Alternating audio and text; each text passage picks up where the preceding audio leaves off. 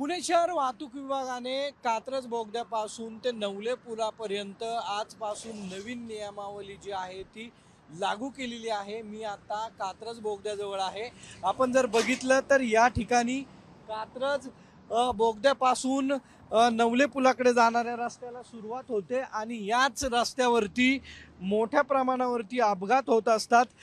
कात्रज बायपासवरील भूमकर चौक ते नवले पूल शेवटच्या मार्गापर्यंत सर्व प्रकारच्या वाहनांसाठी जास्तीत जास्त वेग मर्यादा जी आहे ती 30 ही स्पीड वेग मर्यादा जी आहे ती देण्यात आलेली आहे आणि त्याची निश्चिती जी आहे ती करण्यात आलेली आहे। आजपासून ही नियमावली जी आहे ती लागू करण्यात आलेली आहे।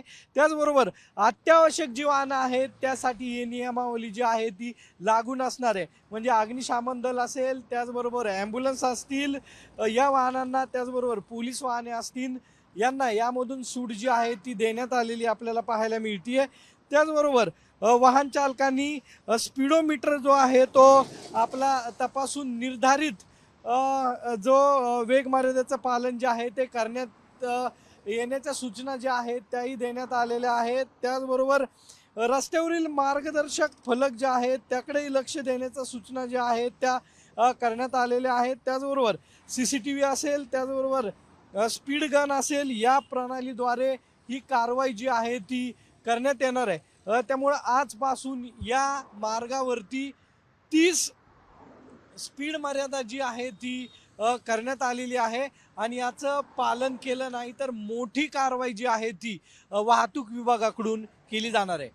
कॅमेरामन किरण काजळेसह सागरवाड, साम TV, पुणे। देश विदेशातील प्रत्येक घडामोडींचे लाईव्ह अपडेट मिळवण्यासाठी आता साम टीव्हीच्या सर्व सोशल मीडिया प्लॅटफॉर्मला लाईक, फॉलो आणि सबस्क्राईब करा। तसंच सर्व नोटिफिकेशनसाठी बेल आयकॉन प्रेस करायला विसरू नका।